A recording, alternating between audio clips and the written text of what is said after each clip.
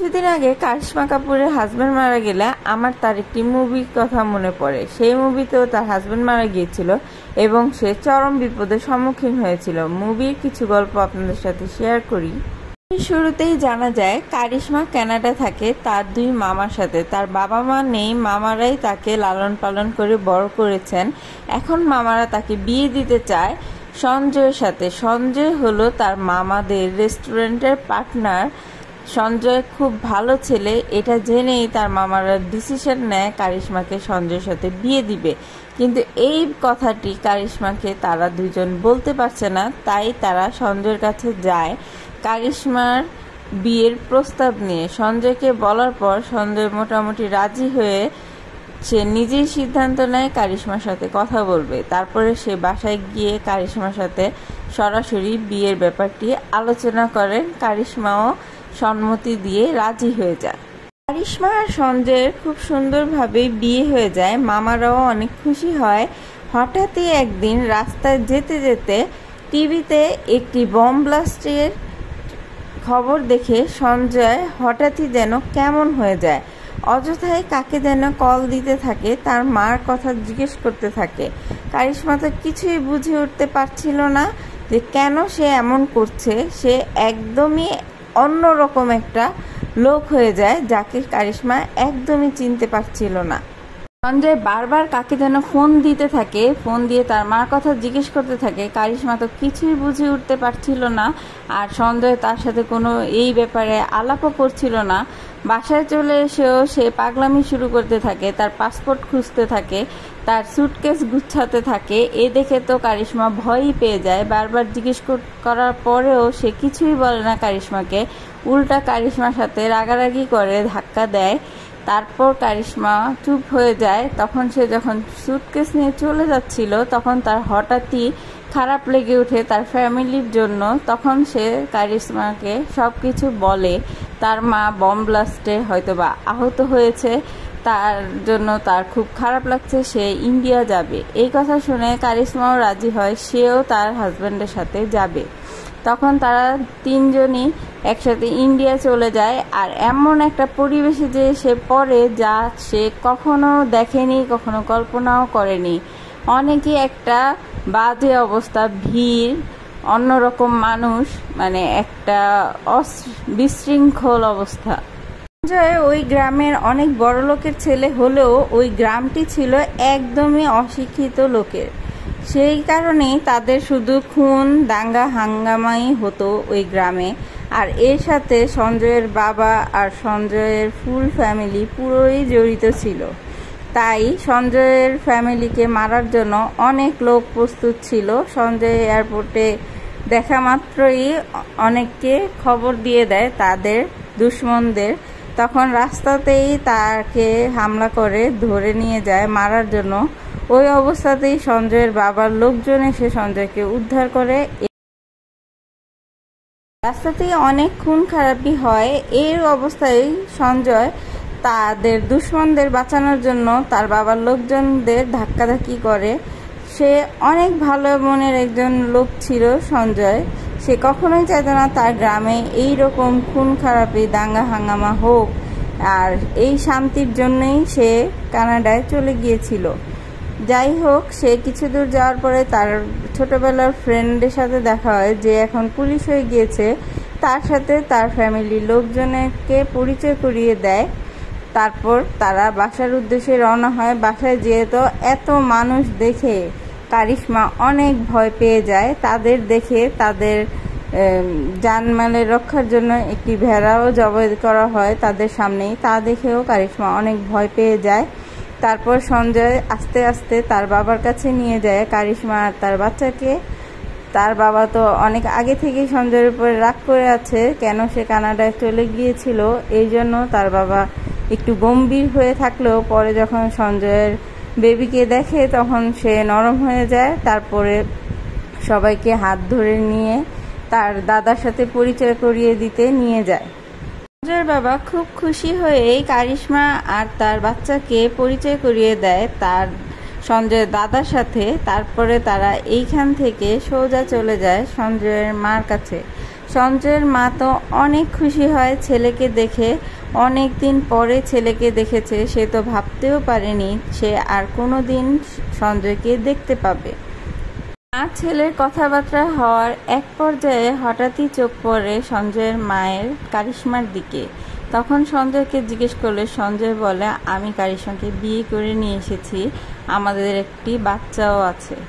তখন সে অনেক খুশি হয়। তারপরে কারিশমাকে তাদের রীতি অনুযায়ী বরণ করে নেন। তারপর কারিশমাকে নিয়ে তারা প্ল্যান করে যে গ্রামের মানুষকে তো বউ দেখাতে হবে, তাই কারিশমাকে তাদের রীতি অনুযায়ী শাড়ি গয়না পরিয়ে গ্রামের মানুষের সামনে নিয়ে যায়, যাতে তারা কারিশমাকে দোয়া দেয় এবং অনেক তাদের সংসার জীবন অনেক ভালো চলে। সঞ্জয় কারিশমাকে এইভাবে সাজতে দেখে খুবই খুশি হয় এবং অনেক অবাক হয়ে কারিশমাকে দেখতে থাকে। কারিশমাও অনেক খুশিতে সঞ্জয়ের সাথে মজা করে। তার শাশুড়িও অনেক খুশি হয়ে তাকে নিয়ে আস্তে আস্তে যেখানে এই অনুষ্ঠান আয়োজন করেছিল সেইখানে নিয়ে যেতে থাকে। রাস্তায় তার শ্বশুরের সাথে দেখা হয়। তখন শ্বশুর চুপ করে গম্ভীরভাবে দাঁড়িয়ে থাকে। কারিশমার শাশুড়ি তাকে সালাম করতে বললে কারিশমা বুঝে না, ভয় পেয়ে চলে যায়। শ্বশুর খুশি হয় এবং একটু নেচে ওঠে। তারপর যাই হোক, এই অনুষ্ঠানে অনেক মানুষ দেখে, অনেক মানুষের গুঞ্জন শুনে কারিশমা তো আবার ভয় পেয়ে যায়, কারণ অনেক অল্প মানুষ দেখে সে অভ্যস্ত। এত মানুষ দেখে সে সবসময় ঘাবড়ে থাকে। তারপর এই রীতিনীতি সব শেষ হওয়ার পরে এইদিকে সঞ্জয়ের বাবা ওই লোকটিকে ধরে নিয়ে আসে, যে কিনা সঞ্জয়কে পথের মধ্যে মারার জন্য ধরে নিয়ে গিয়েছিল। এই লোকটি আসলে সঞ্জয়ের বোনের হাজব্যান্ডকেও মেরেছে। সে মাত্র বিয়ে হয়েছিল, তখন তারা মন্দিরে পূজা করতে যাওয়ার পথেই তার বোনের হাজব্যান্ডকে মেরে ফেলে। এই জন্য সব রকম ক্ষোভ নিয়েই এই লোকটিকে ধরে নিয়ে আসে একদম মেরে ফেলার জন্য। সঞ্জয় এগুলো দেখে তার বাবাকে অনেকভাবে বুঝাতে থাকে যাতে সে এই লোকটিকে খুন না করে। তার বাবাকে বলতে থাকে, এইভাবে খুন করতে থাকলে খুন তো হবেই, কোনো দিন এই ঝামেলা আর শেষ হবে না। তখন তার বাবা তার বোনকে দেখিয়ে বলে, তোমার বোন একদিনের বিয়েতেই যে বিধবা হয়েছে তাকে আমি এইভাবেই রেখে দিয়েছি, তাকে সাদা শাড়ি পরাইনি, একে মারবো, তারপরেই তোমার বোন সাদা শাড়ি পরবে। এই জন্য তুমি এইদিকে কথা বলো না, তুমি এখান থেকে চলে যাও। সে কোনোভাবেই বুঝে না, সে তার বাবাকে বুঝাতে থাকে। এক পর্যায়ে তার বাবার লোকজন তাকে ধরে রাখে আর তার সামনেই ওই লোকটিকে মেরে ফেলা হয়। সমস্ত ঘটনা দেখে সঞ্জয়ের বাচ্চা অনেক ভয় পেয়ে যায়, কারিশমাও অনেক ভয় পায়। তারপরে সঞ্জয়কে বলে, চলো অনেক দিন হয়েছে, আমি আর এখানে থাকতে চাচ্ছি না, চলো আমরা ফিরে যাই কানাডায়। তারপর সঞ্জয়ও রাজি হয়ে যায়। তারপর তার মার কাছে গিয়ে সঞ্জয় বুঝিয়ে বলে যে আমরা কানাডা চলে যেতে চাচ্ছি, এখানে আর থাকতে চাচ্ছি না, আমার ওয়াইফ আমার বাচ্চা অনেক ভয় পাচ্ছে, আমি ওদের সেফটি চাচ্ছি, এই জন্য আমি চলে যেতে চাচ্ছি। তখন সঞ্জয়ের মা অনেক আবেগপ্রবণ হয়ে সঞ্জয়কে বলে, আর 4 দিন পরে তোর জন্মদিন, তুই থেকে যা, এই শেষ, আমি আর তোকে কখনোই ডাকবো না, কখনোই বলবো না, তুই আমার সাথে এই জন্মদিনটা পালন করে যা। এটা শুনে সঞ্জয় ইমোশনাল হয়ে থেকে যায় তার জন্মদিন করার জন্য। এইদিকে সঞ্জয়ের বাবার ওই লোকটিকে মারার পরে ইচ্ছে জাগে সে এই এলাকার এমপি হবে। তাই যে এমপি ছিল তাকে ডেকে বলে, তুমি অনেক দিন রাজত্ব করেছ, এখন তুমি সরে যাও, আমি এমপি হব। এই কথা শুনে তো এই লোকটি খুবই রাগান্বিত হয়ে যায়।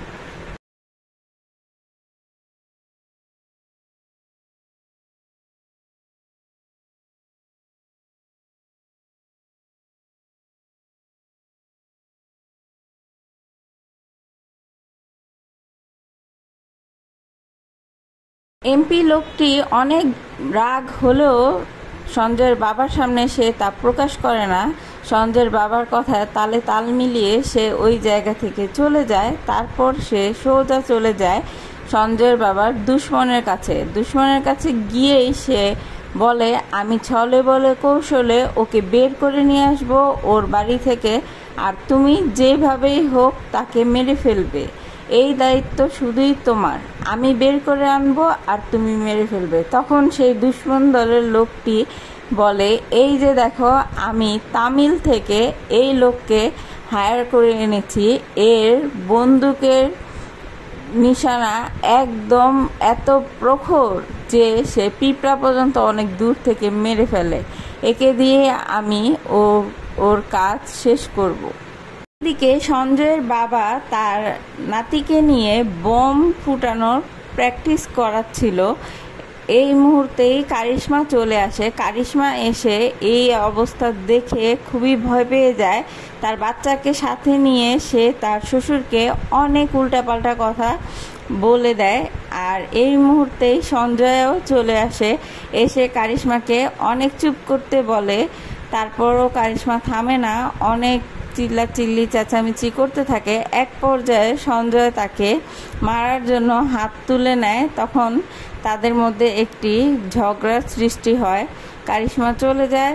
সঞ্জয় বুঝতে পারে যে এমন করতে থাকলে আমার ফ্যামিলিতে অনেক প্রবলেম তৈরি হয়ে যাবে। তখন সে তার পুলিশ বন্ধুর কাছে যায় এবং যে টাকা আর পাসপোর্ট দিয়ে বলে, তুই আমাদের টিকিট কেটে দে কানাডার, আমরা চলে যাব খুব তাড়াতাড়ি, এটা যেন কেউ না জানে। সঞ্জয় বন্ধুর সাথে দেখা করে বাড়িতে এসে দেখে সেই এমপি এসেছে, তার বাবার সাথে কথা বলছে। তার বাবাকে খুব বোঝানোর চেষ্টা করছে যে আপনি এমপি তো হবেন, কিন্তু আপনাকে বড় স্যারের সাথে যেয়ে দেখা করতে হবে। না দেখা করলে, না মিটিং করলে তো হবে না। তারও তো বুঝতে হবে সে কাকে এমপি পদে বসাবে। আপনি আমার সাথে চলেন বড় স্যারের সাথে দেখা করার জন্য। আজকেই আমি ডেট ফিক্সড করেছি। এটা শুনে সঞ্জয়ও খুব খুশি হয়, বলে যে হ্যাঁ বাবা, এখনই তো সুযোগ তোমার এইসব বড় বড় স্যারদের সাথে দেখা করার কথা বলার। কিন্তু তার বাবা কিছুতেই রাজি না। সে বলে, আমি অশিক্ষিত লোক, আমি বড় স্যারের সাথে দেখা করে কী বা করবো? যা করার করো, আমি জানি না। আমি এমপি হব এটাই আমি জানি। আমি যাব না কোথাও, না গিয়ে কিভাবে কি করা যায় তাই করো তোমরা। তখন সঞ্জয় আর এমপি অনেক বোঝানোর পরে যখন তার বাবা কোনোভাবেই রাজি হচ্ছিল না, তখন সঞ্জয় নিজেই রাজি হয়ে যায়, বলে আমি তো শিক্ষিত, তাহলে আমি বড় স্যারের সাথে যেয়ে দেখা করে আসি। এই কথা শুনে এমপি অনেক ঘাবড়ে যায়। সে কিছুতেই সঞ্জয়কে নিতে রাজি হচ্ছিল না। পরে তার বাবা অনেক খুশি হয়ে বলে, হ্যাঁ আমার ছেলে যাবে। তার বাবা ভাবছিল সে আর হয়তোবা কানাডা ফিরে যাবে না, সে এখানেই থেকে যাবে। তাই সঞ্জয়কে এইসব ব্যাপারগুলোতে ইনভলভ করতে চাচ্ছিল তার বাবা। সঞ্জয় খুব খুশি খুশি যাচ্ছিল এমপির সাথে, কিন্তু এমপি খুবই ঘাবড়াচ্ছিল এবং তার খুবই খারাপ লাগছিল সঞ্জয়ের জন্য। একটি নির্দিষ্ট জায়গায় যাওয়ার পরে এমপি বলল সে একটু বাইরে যাবে, এখানে একটু গাড়িটা থামান। গাড়ি থামানোর পরে সে বাইরে যাওয়া মাত্রই কিছু দূর গিয়ে সঞ্জয়ের কাছে হাত জোর করে মাপ চাইলো। তখনই সঞ্জয় বুঝে গিয়েছে যে এখানে কোনো একটি প্রবলেম আছে। বুঝার কিছুক্ষণের মধ্যেই ওদের গাড়ি ব্লাস্ট হয়ে যায় আর সঞ্জয় অনেক কষ্টে বেঁচে বের হলেও সে অনেক নিষ্ঠুরভাবে মারা যায়। তাকে খুব করুণভাবে গুলি করে মেরে ফেলা হয়। তারপর যখন কারিশমা এই কথা শুনে তার তো পুরা মাথাই খারাপ হয়ে যায়। সে একদম খুব করে ছুটে চলে আসে তার হাজবেন্ডের লাশের সামনে। এসে সে একদম স্তব্ধ হয়ে দাঁড়িয়ে যায়।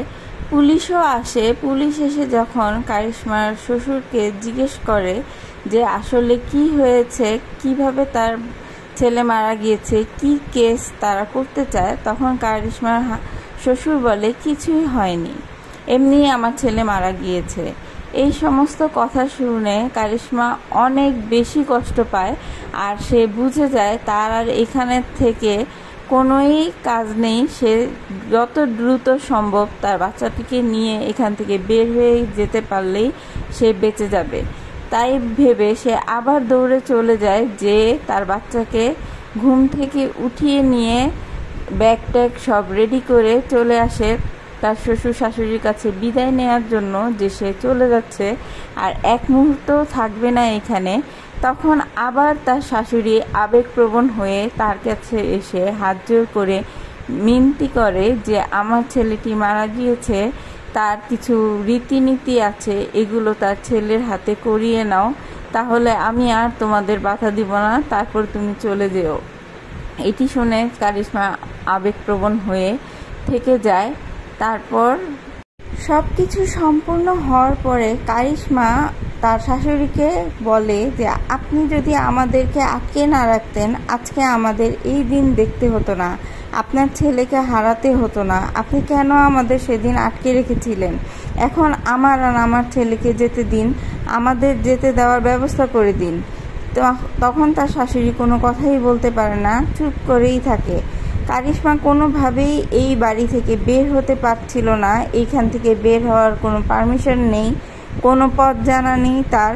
তাই সে ঠিক করে তাদের যে বোমের গাড়ি বের হয় প্রত্যেক দিন, সেই গাড়িতে সে লুকিয়ে বের হয়ে সেই পুলিশ অফিসার বন্ধুর কাছে যাবে, যে সাহায্য চাবে, সেই হয়তোবা তাকে সাহায্য করতে পারবে। যেই চিন্তা সেই কাজ। সে খুব সুন্দর করে কায়দা করে সেই গাড়িতে উঠে পড়ে, উঠে চুপ করে বাচ্চাটিকে নিয়ে এক কর্নারে বসে পড়ে। সে ভেবেছিল সে মনে হয় এই তার মুক্তি মিলে গিয়েছে। সে খুব সুন্দর করে পুলিশ স্টেশন চলে যায়, যে সেই পুলিশ বন্ধুর সাথে দেখা করে।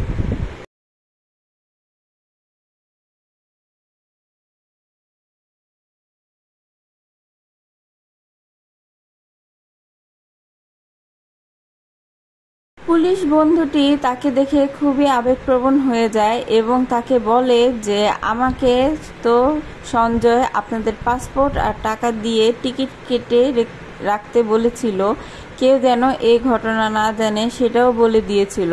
আমি তাই করেছি, আমি টিকিট কেটে ফেলেছি, এই নেন আপনাদের পাসপোর্টগুলো সুন্দর করে কারিশমাকে বুঝিয়ে দেয়।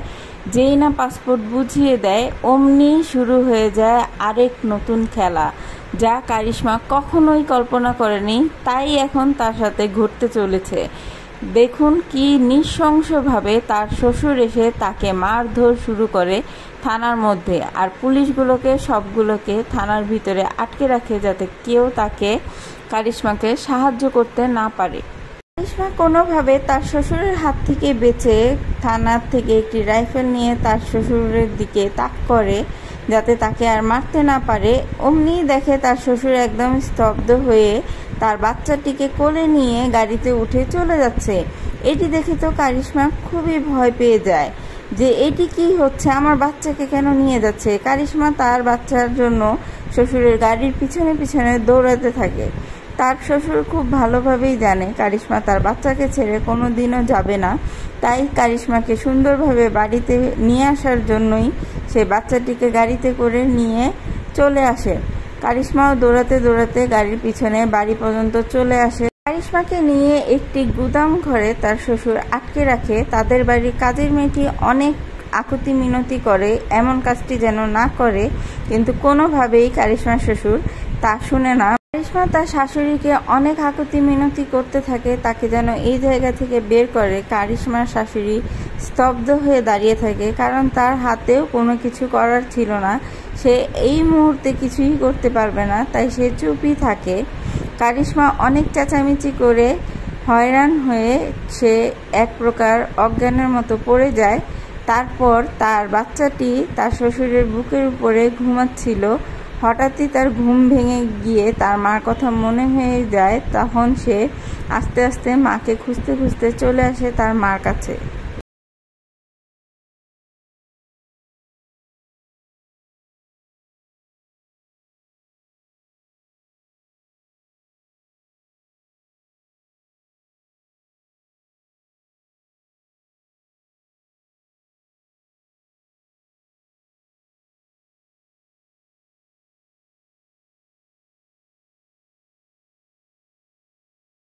বাচ্চাটি মার কাছে চলে আসার মাত্রই তার শ্বশুরও তা টের পেয়ে পিছনে পিছনে চলে আসে।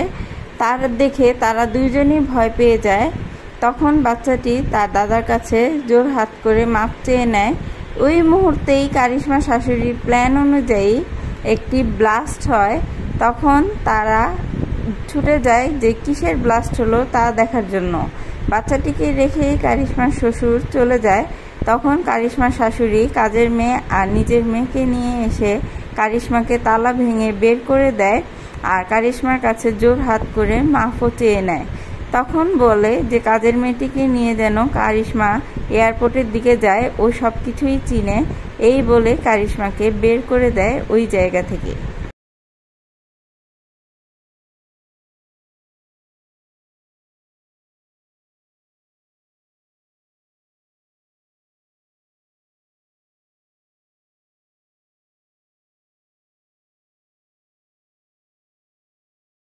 কারিশমার শ্বশুর বম ব্লাস্টের এই জায়গাটি দেখে তারপরে হঠাৎই তার মনে হয়ে যায় নিশ্চয়ই কোনো দুশ্মন ঢুকেছে বাড়ির ভিতরে। সবাইকে বলে দেয় দুশ্মনকে খোঁজার জন্য। সবাই যখন দুশ্মন খুঁজছিল, একজন লোক গিয়ে দেখে কারিশমা ওই জায়গায় নেই। এটি এসে তার শ্বশুরকে বললে তার শ্বশুর তৎক্ষণাৎই বুঝে যায় এই কাজটি কারিশমার শাশুড়ি করেছে। তখন সে তার ওয়াইফকে মারতে থাকে। আর এইদিকে যে কাজের মেয়েটি কারিশমার সাথে গিয়েছিল তাকেও সঞ্জয়ের বাবার লোকজন গুলি করে মেরে ফেলে। তখন কারিশমা একা হয়ে যায়, একাই অজানা পথে দৌড়াতে থাকে। দৌড়াতে দৌড়াতে সে পৌঁছে যায় যেখানে সঞ্জয়কে গুলি করে মারা হয়েছিল। যেহেতু বাড়ির খুব কাছেই এই জায়গাটি ছিল, তাই কারিশমাও দৌড়াতে দৌড়াতে সেই জায়গায় পৌঁছে যায়। সেই জায়গায় যে সে অন্য রকম কোনো কিছু অনুভব করতে থাকে। সে তার হাজবেন্ডকে সেই জায়গায় অনুভব করতে থাকে। এই রকম করতে করতে প্রচণ্ড রোদে সে মাথা ঘুরে পড়ে যায়। তা দেখে বাচ্চাটি অনেক ঘাবড়ে যায়। ঘাবড়ে গিয়ে সে চিন্তা করে পানি এনে হয়তোবা দিলে তার মা সুস্থ হয়ে উঠবে। সে এই কথা চিন্তা করে একটু সামনে এগিয়ে যায়, যে দেখে একটি পানির খালের মতো আছে। সেখান থেকে পানি নিতে যেই যাবে অমনি সে গাড়ি দেখে একটি ঝোপের ভিতরে লুকিয়ে পড়ে। সে জানে যে গাড়ির মধ্যে তাদের দুশ্মনী থাকে, তাই সে গাড়ি দেখেই লুকিয়ে পড়ে। লুকিয়ে পড়ার পর যখন গাড়ি চলে যায় তখন সে বের হয়ে একটি রুমালে করে তার মার জন্য পানি নিয়ে এসে তার মার মুখের মধ্যে দেয়া মাত্রই কারিশমার সেন্স ফিরে আসে এবং কারিশমা উঠে বসে।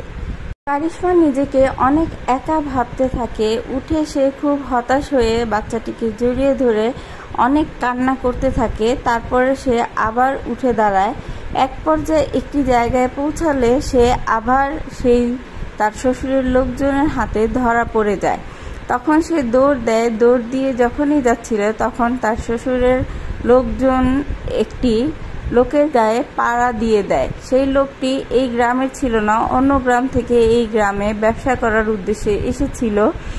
তখন সেই লোকটি যে কারিশমার শ্বশুরের লোকজনের কাছে বলতে থাকে তার গায়ে কেন পাড়া দেওয়া হলো, তাকে যেন সরি বলে। এই কথা শুনে কারিশমার শ্বশুরের লোকজন বলে, আমরা নাসিমার লোক, মানে কারিশমার শ্বশুরের নাম ছিল নাসিমা এই মুভিতে। তখন সে বলে, আমি কোনো নাসিমা টাসিমাকে চিনি না, আমাকে পাড়া দেওয়া হয়েছে, আমাকে সরি বলো। এই কথা শুনে তো কারিশমাও পুরো অবাক হয়ে ওই লোকটির মুখের দিকে তাকিয়ে থাকে। তখনই সে বুঝতে পারে এই লোকটি হয়তোবা তাকে হেল্প করতে পারবে। এই লোকটি নিজের অজান্তেই কারিশমার শ্বশুরের লোকজনের সাথে মারপিট করে। এইতে করে কারিশমা আর তার বাচ্চা সেফ হয়ে যায়। তখন কারিশমা এই লোকটিকে কিছু ডলার দিয়ে তাকে খুব সুন্দর করে বুঝায় যে এই ডলার থেকে সে অনেক টাকা পাবে, আর এর বিনিময়ে যাতে কারিশমাকে সে এয়ারপোর্ট পর্যন্ত পৌঁছে দেয়, তাহলে এয়ারপোর্টে যেয়ে সে আরও টাকা দিবে এই লোকটিকে। এটি বলে এই লোকটিকে একটি কন্ট্রাক্ট দেয়। সেই লোকটিও খুব ইমানদারির সাথে এই কন্ট্রাক্টটি ফিল করার জন্য কারিশমাকে নিয়ে এয়ারপোর্টের উদ্দেশ্যে রওনা হয়। এইদিকে কারিশমার শ্বশুর বাড়িতে অনেক গন্ডগোল করে তার শাশুড়ির সাথে। তখন তার শাশুড়ি এক পর্যায়ে বিরক্ত হয়ে তার গায়ে কেরোসিন ঢেলে দেয়, বলে আমি আর আমার এই জীবন রাখবো না। এত মৃত্যু, এত দাঙ্গা হাঙ্গামা দেখতে দেখতে আমি পুরো হাঁপিয়ে গিয়েছি। এই বলে তার শাড়ির আঁচলে আগুন লাগিয়ে দেয়। তারপরে তার শ্বশুর যে তার ওয়াইফের গায়ে পানি ঢেলে দেয়। তখন তার কারিশমার শাশুড়ি তাকে অনেক কিছু বুঝায়, তার শ্বশুরকে অনেক কিছু বলে। এতে করে তার শ্বশুর অনেক চুপ হয়ে যায়, গিয়ে তারপরেও সে কারিশমাকে খোঁজার উদ্দেশ্যে বের হয়ে যায়।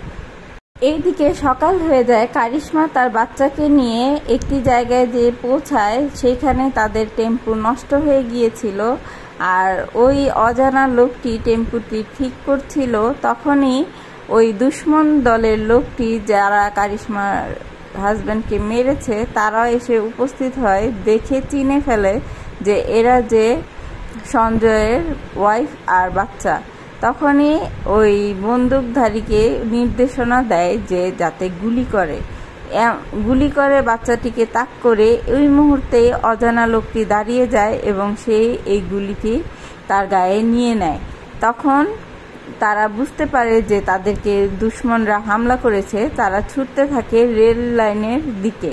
সেখানে যে ওই লোকটি এই সিগন্যালের যে বাতি থাকে সেই তারটি কেটে দেয় যাতে সিগন্যাল পড়ে যায়। তারপর তারা ঝোপের মধ্যে লুকিয়ে পড়ে ওই বন্দুকধারীদের হাত থেকে বাঁচার জন্য। অনেকক্ষণ পার হয়ে যায়। তারপর হঠাৎই কারিশমা শুনতে পায় ট্রেনের আওয়াজ। এটি শুনে তো তার জানে মনে হয় পানি আসে। তারপর অনেক কষ্ট করে সেই অজানা লোকটি কারিশমাকে ট্রেনের মধ্যে উঠিয়ে দেয়। উঠিয়ে দেওয়ার পরে কেউই তাদেরকে সাহায্য করতে এগিয়ে আসছিল না। তাদের দেখে ভয় পাচ্ছিল। তারা যেখানে যাচ্ছিল সবাই সরে যাচ্ছিল। এমন করে অনেক কষ্টের মাধ্যমে কারিশমা এয়ারপোর্টে এয়ারপোর্টেও কারিশমার শ্বশুর চলে আসে। কারিশমা তো তাকে দেখে খুবই ভয় পেয়ে যায়। এই বুঝি তার বাচ্চাকে নিয়ে চলে যাবে। সে সবার কাছে হেল্প চাইতে থাকে। তখন দেখে তার শ্বশুর তার বাচ্চাটিকে ধরে একটি চুমু খেয়ে তাকে যাওয়ার জন্য ইশারা করে দেয়। তখন কারিশমা কিছুটা শান্ত হয়। শান্ত হয়ে অবাক হয়ে তার শ্বশুরের দিকে তাকিয়ে থাকে। কারিশমার শাশুড়ি কারিশমার শ্বশুরকে কান্নাকাটি করে যে বুঝিয়েছিল, তাতে করে কারিশমার শ্বশুর বুঝেছিল। তাই শেষবারের মতো তার নাতিকে একটু আদর করার জন্যই সে এই এয়ারপোর্টে আসে এবং কারিশমাকে খুব সুন্দর করে বুঝিয়ে বলে যে সে আসলে এই হিংস্রতার মধ্যে থেকে হিংস্র হয়ে গিয়েছে। তাই তার মধ্যে মানবতা একটু কম। সে যেন তাকে মাফ করে দেয়। এইভাবে মাপ চেয়ে শ্বশুর তার কাছ থেকে বিদায় নিয়ে চলে যায়। কারিশমাও অবাক হয়ে তাকে মাফ করে দেয়। একদম অন্যরকম ধরনের মুভি এটি। তাই আমি দেখে আপনাদের সাথে ছোট করে কাহিনীটি বর্ণনা করেছি। আশা করি আপনাদের ভালো লেগেছে। আমাকে উৎসাহ দেওয়ার জন্য চ্যানেলটি সাবস্ক্রাইব করে আমার সাথেই থাকবেন। ধন্যবাদ।